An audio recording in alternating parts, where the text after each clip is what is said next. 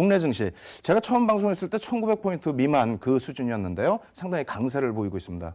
거기에 뭐 삼성전자 같은 경우에도 상당한 강세를 보이고 있는데요. 이러한 흐름 지속될 수 있을까? 항상 말씀드렸죠. 지속될 수 있다입니다. 그렇다면은 어느 수준까지 올라갈 수 있느냐? 오늘 좀 깜짝 놀라실 겁니다. 다우 이론을 바탕으로 놓고 본다면 가설이긴 합니다만 3000포인트에서 3500포인트까지 1년 내에 올라갈 수도 있다는 가설을 제기해 드리도록 하겠습니다. 일단 뭐 화면을 통해 놓고 설명을 드릴 텐데요. 오늘도 파워포인트 굉장히 많아요. 좀 정신없이 넘어갈 텐데 이러한 부분들 나중에 무료 다운로드 꼭 받으셔서 자료들 꼭 여러분들 것으로 만드시기 바랍니다. 자, 먼저 화면 놓고 보면서 천천히 설명드리도록 하겠습니다. 다우 이론이에요. 다우 이론이라는 부분은 뭐 많은 분들이 아시고도 계실 거고 모르시는 부분도 계세요. 근데 워낙 뭐 옛날의 이론이고 또 이 부분이 현 시점에서는 잘 맞지 않는다. 이런 해석도 있습니다. 그런 이유는 뭐 장기 데이터를 놓고 주 추세선에 대한 해석을 하기 때문에 그러한 부분이 조금 불확실성이 있다. 이런 내용도 있습니다만 기술적인 분석에 대한 시초다라고도 할 수 있기 때문에 이 다우 이론 꼭 놓고 보셔야 된다 이렇게 말씀드리겠습니다. 추세 분석의 가장 대표적인 예고요. 미국의 찰스 다우가 개발한 주식 시세 동향 판단 방법이다. 그리고 나머지 내용은 뭐 천천히 읽어보시면 될 것 같아요. 중요한 부분은 뭐 이 부분도 좀 알고 계셔야 되겠죠. 찰스 다우라는 사람이 누구냐? 또 다우 이론이라는 게 뭐냐? 왜 중요하냐? 여기 보시면요. 다우존스 산업평균지수라고 있습니다. 우리가 흔히 얘기하는 미국 지수죠. 그 부분을 맨 처음에 창안을 했습니다. 그 창안했다는 것이 그 큰 의미가 뭐가 있냐면 사상 처음으로 주가 지수를 창안했다는 거죠. 그전에는 종목만 놓고 봤다는 겁니다. 종목만 놓고 봤는데 그 이후부터 해서는 시장 전체를 놓고 보고 업종의 사이클을 같이 논하는 그런 시점이 됐다. 굉장히 중요한 의미를 가지고 있어요. 그래서 이 부분 꼭 잊지 마시고요. 그리고 평균 주가는 미래 주가를 예측하고 모든 것을 반영한다라는 주장. 이것이 기본적인 가설입니다. 자, 계속해서 좀 빨리 진행을 해드릴게요. 뭐 다우 이론의 가설, 단기 추세, 중기 추세, 장기 추세 이렇게 있는데 한 가지만 말씀드리면은요. 이런 자료를 만들기 위해서 뭐 저도 밤을 새고 인터넷도 뒤져보고 HTS상에서도 보고 또 우리나라의 뭐 교과서적인 교재라고 하는 금융투자협회의 그 자료들도 보고 합니다. 근데 어떤 한 분이 번역을 틀려서 이렇게 옮겨놓다 보면요. 그것이 틀려서 굉장히 어렵게 만들어 놨더라고요. 예를 든다면요. 여기 보시면 뭐 중기 추세라고 돼 있잖아요. 이 중기 추세 부분을 도표상으로 다시 옮기면서 증가 추세라고 잘못 옮겼더라고요. 그것이 지금까지도 인터넷에 범람하고 있습니다.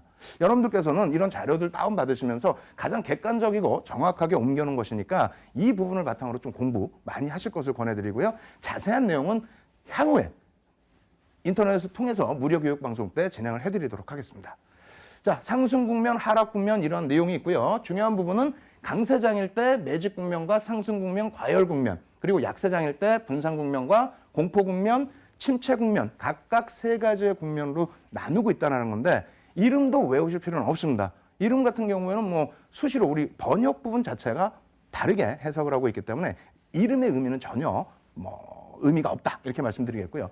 이러한 부분은 뭐 도표로 같이 놓고 말씀을 드리게 되면은 매집 국면, 상승 국면, 과열 국면 그리고 약세장에서는 이렇게 다시 변환이 되고 계속 순환이 된다는 내용입니다. 그림으로 놓고 볼까요?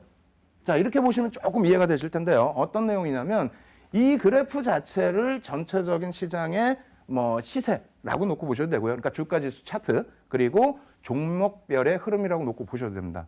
잘 보시면 바닥권으로 이렇게 밀려 내려오면 뭐 저 위에서부터 흘러 내려왔겠죠. 내려오게 되면은 어떻게 됩니까? 바닥에서부터 누군가는 매집을 할 것이고 그리고 그것을 바탕으로 해서 상승을 할 것이고 그것을 바탕으로 과열권에 놓여질 것이고 그 이후에 분배의 과정을 거쳐서 공황 침체 다시 매집 상승 과열 이러한 순환이 계속된다. 어떠한 것을 바탕으로요? 산업을 통해서 계속 흐름을 순환성으로 가져간다. 이렇게 표현을 하고 있는 겁니다. 이것이 중요한 이유는 이 강세 시장의 상국면, 약세 시장의 상국면의 내용을 보시면 좀 이해가 되실 거예요. 자, 보시면은요. 제1국면은 축적 단계 매집 국면, 뭐 제2국면은 마크업 국면, 과열 국면 이렇게 돼 있는데 외우실 필요 없다고 말씀드렸죠. 넘어가십시오. 넘어가시고 중요한 부분은 이런 겁니다. 제1국면 축적 단계에서는 무엇이 있느냐. 이 내용도 어렵죠. 다 무시하십시오. 나중에 천천히 보시고 이해를 하시고 지금은 시간이 짧으니까 중요한 것만 말씀드린다면요. 주가 부분이 점진적인 상승 추세다. 뭐냐면 완전 바닥에서 이제 서서히 움직이려고 하고 있다. 그럼 거래량 어떻게 됩니까? 완전히 대바닥에서 죽어있던 거래량이 조금씩 움직인다. 전문 투자자는 어떻게 한다고요? 경기 회복에 대한 예측과 함께 매수세를 소폭 유입한다. 여러분들은 어떻게 되어 있습니까? 일반 투자자, 뭐 저도 일반 투자자 중에 한 명이긴 합니다만 공포감을 아직까지도 버리질 못한다는 겁니다. 바닥이기 때문에. 1국면이 제일 그렇고요. 2국면의 경우에는 마커 국면, 뭐 상승 국면 이렇게 돼 있는데 많은 것이 달라집니다. 주가 부분은 고가 행진을 지속해요. 52주 고가 행진이 되겠죠. 그러한 흐름이 나오고 이러한 52주 신고가에 따른 거래량이 터지고 그리고 기술적 분석을 통해서 전문 투자자들은 차익 실현을 하기 시작합니다.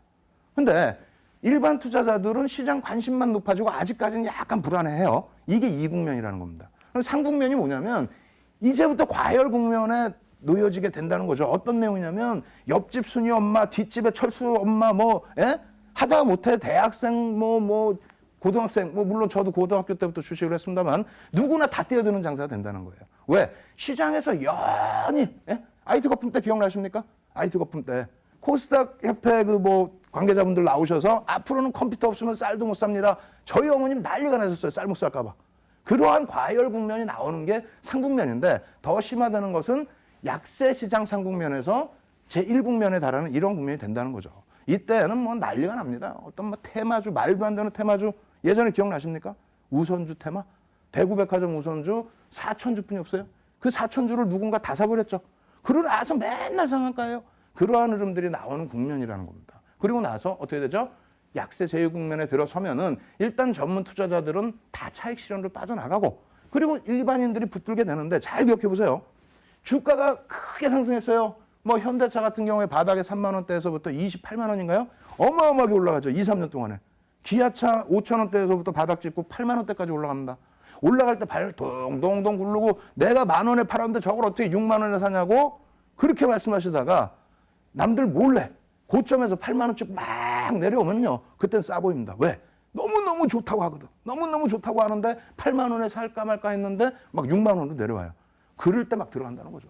그럴 때 들어가서 약세 2국면에서 이거 뭐지? 잠깐 뒤돌아보니까 아무도 없어. 전문 투자가들 다 나갔어. 그러다 보니까 이제 막 반대매매 나가고 투매 나가고 이런 국면이 공황 국면으로 직결이 된다라는 내용이에요. 세 번째 국면은 완전 이제 침체로 접어들죠. 이때도 투매가 나오긴 합니다만 우량주에서의 투매는 제한적이다. 제한적이고 나머지 이제 개별주들의 투매가 마지막 바닥권까지 이어진다. 이런 내용입니다. 이것이 왜 지금 현재 기준에서 중요하냐? 잘 생각하셔야 됩니다. 시장이 강하다고 느끼면서도 여러분들은 많이 불안해하시죠. 금리, 유가, 환율 전혀 부담 없습니다. 1800포인트대이지만 2000포인트 놓고 보십시오. 걱정 없습니다. 해도 하루 유가 얘기 나오면 불안해하시고 그 다음날 금리 얘기 나오면 불안해하시고 마찬가지입니다. 그러한 불확실성을 여러분들이 완벽하게 이해를 하시려면 이러한 부분이 좀 어렵다 할지라도 배우셔야 되겠죠. 자, 놓고 볼게요.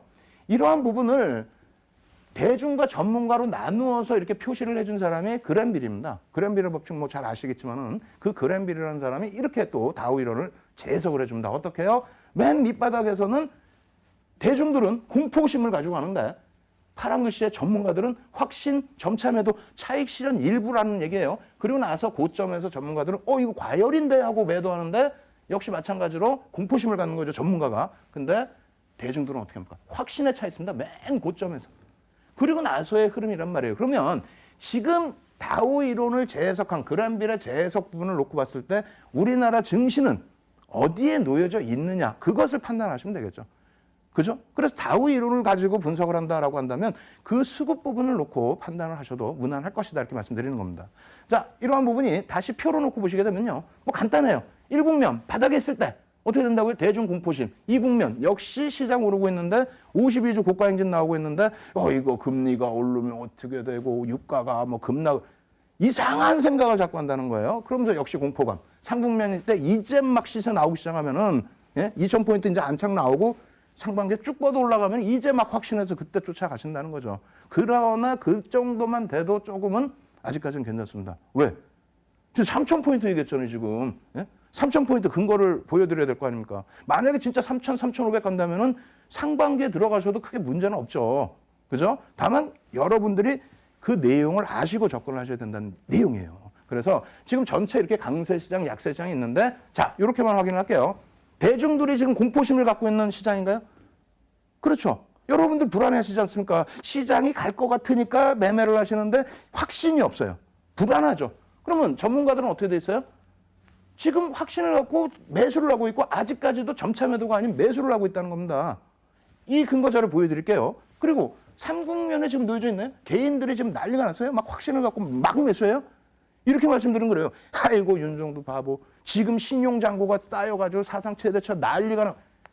신용잔고 해봐 몇 조 되지도 않습니다. 예? 평상시 대비해서 몇 조 늘어났어요. 그거는 5월 말에 펑 하고 한번 깨질 거예요. 그거는 그때 와서 생각하십시오. 지금 시가총액이 1250조 이상 되는 유가증권 시장의 전체 흐름을 움직일 수 있는 수급을 얘기하는 거지 신용 요만큼 몇 조 증가했다 그거에 대해서 말씀드리는 거 아니에요. 그렇다면은 어떻게 되어 있습니까? 상국면 과열입니까? 아니면 약세 일국면의 이런 과열이에요? 아니죠.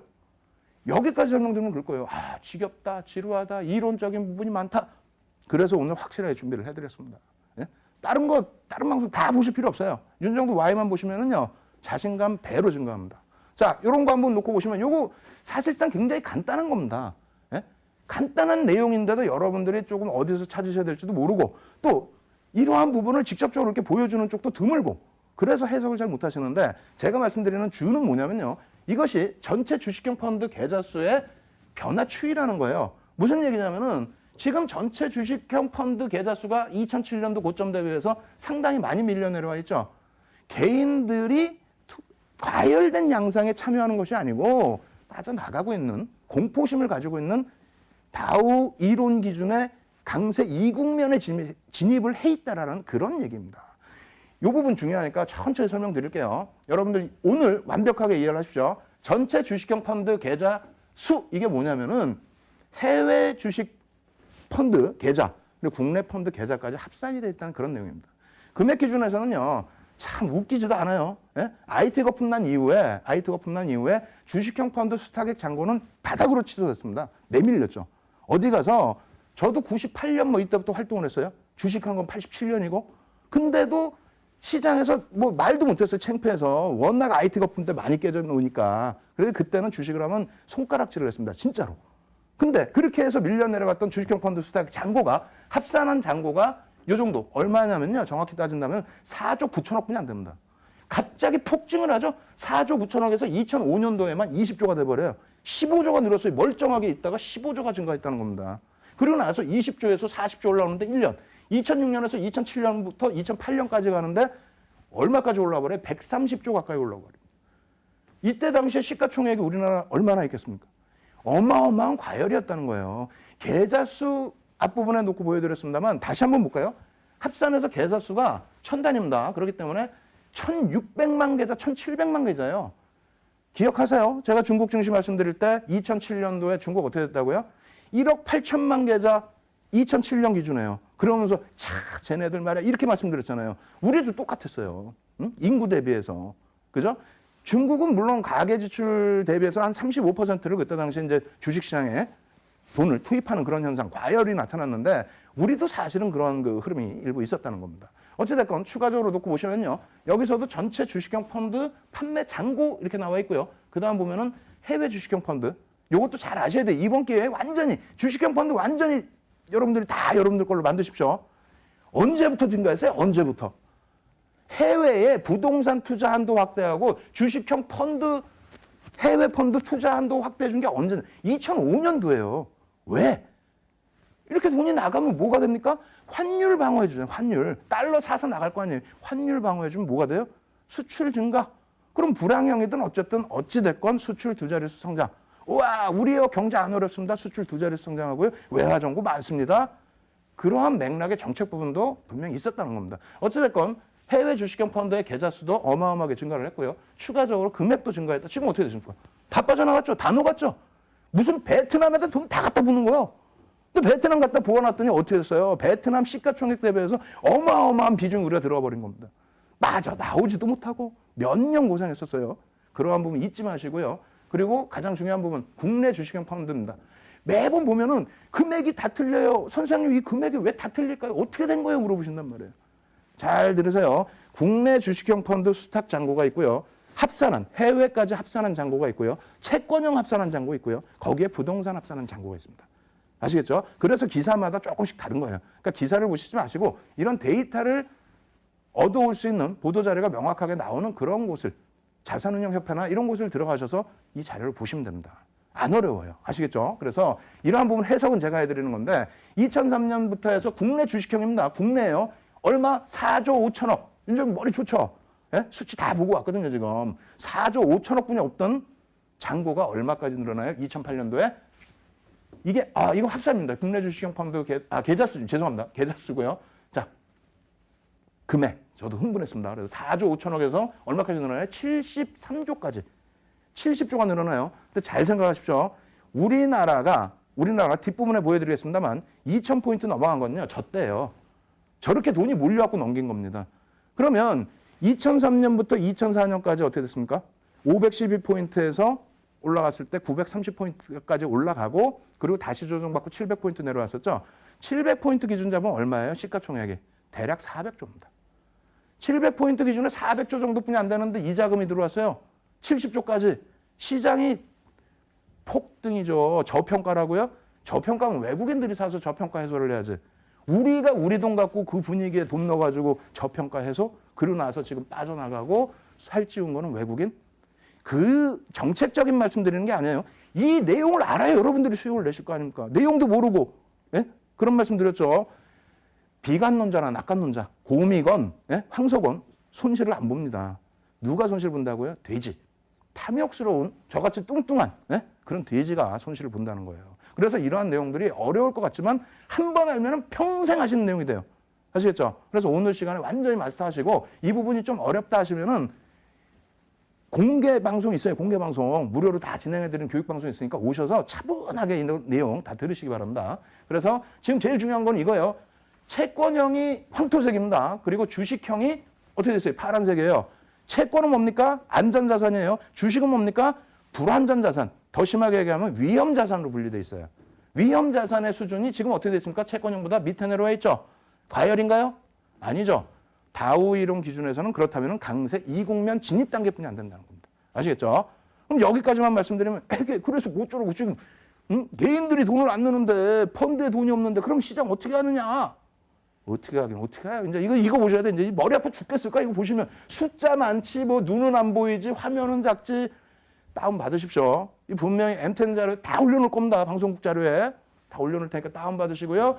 여기서부터 대략 여기까지는 큰 의미가 없습니다. 왜냐하면 IMF 이후에 계속해서 뭐 IMF 이전에도 마찬가지고요. 외국인 전체 시장에 대한 외국인 지분 한도 확대. 그것 때문에 시장이 밀리건 오르건 외국인은 계속 사모읍니다. 계속. 사모아요. 사모으고 나서 뭐 시장이 눌릴 때도 들어 올리면서 사모으는 게 아니라 그냥 그대로 사모아요. 왜? 지분이 작으니까 지금. 그러고 난 다음에 이제 2003년부터 본격적으로 매수를 하기 시작하는데 어찌됐건 지분율의 변화는 뭐 이렇게 돼 있다. 이렇게 보시고요. 이게 2007년까지입니다. 2008년 이후는 어떻게 되느냐? 2008년도에 보니까 갑자기 지분율이 감소해요. 예? 그리고 그 앞전도 다시 한번 볼게요. 죄송합니다만. 자, 다시 보시면은 2007년까지 39.7 나와 있죠. 여기 42% 나와 있고요. 갑자기 희한하게 막 팔아.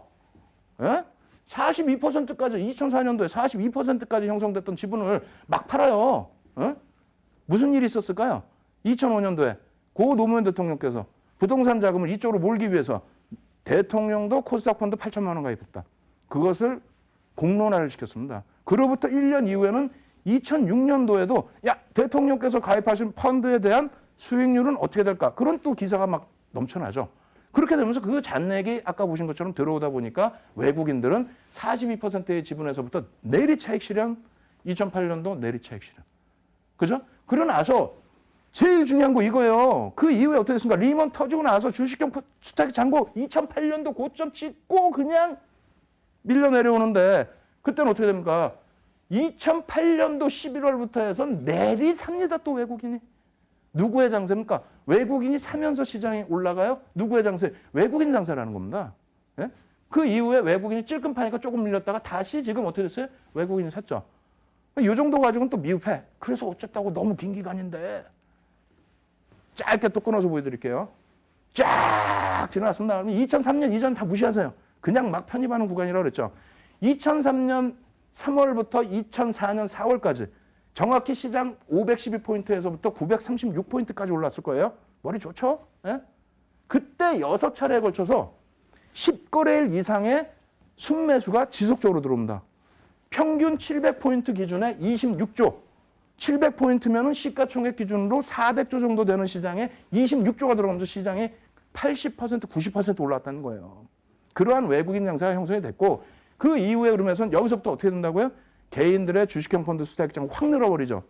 거기에 연기금 공부하셨잖아요. 연기금 막 들어오니까 이때부터. 그래가지고 두 군데서 사니까 외국인이 내리 팔았다는 겁니다. 내리. 근데 지금 어떻게 됐다고요? 다시 촘촘히 보여드리는 게 다시. 8대 밀리고 2009년 바닥 찍자마자 8차례에 걸친 10거래일 이상의 순매수. 윤정두가 기준 잡은 거예요. 우리나라 어디 가도 외국인 10거래일 이상 순매수했다고 박수치고 좋아라 하고 시장 간다 그런 논리 없어요.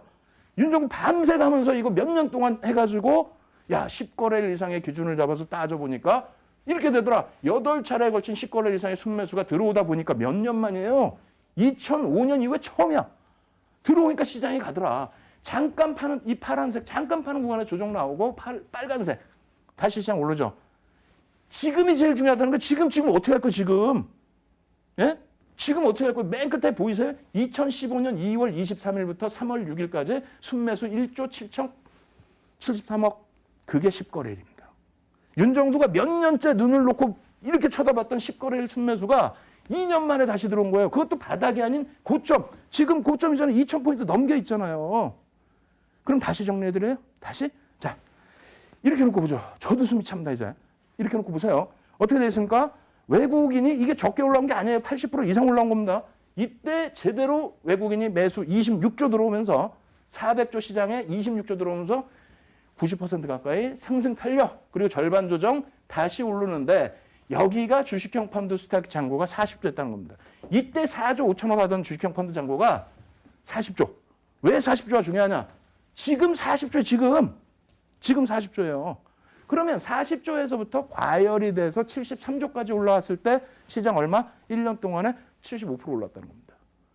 지금 다우 이론상의 이 국면이 맞다면은 그렇다면 이 잔고가 더 밀려 내려가서 40조 미만으로 깨질 수는 있겠습니다만 다시 열풍이 불어서 경기 살아난다 열풍이 불어서 위로 주식형 펀드 수익 잔고 증가하고 연기금 증가하고 뭐 퇴직연금 막 들어오고 그렇게 해서 수급이 들어왔다?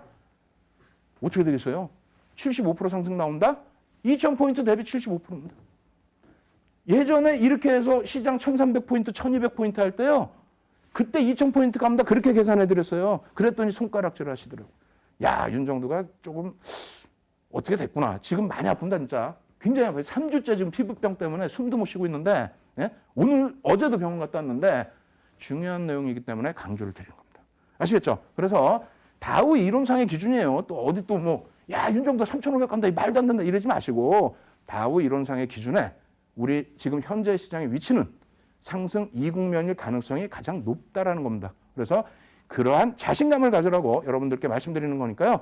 자, 이 시황 부분 다시 한번 여러분들 복습하셔서 꼭 여러분들 걸로 만드시고요. 혼자 공부하기 힘드시면요.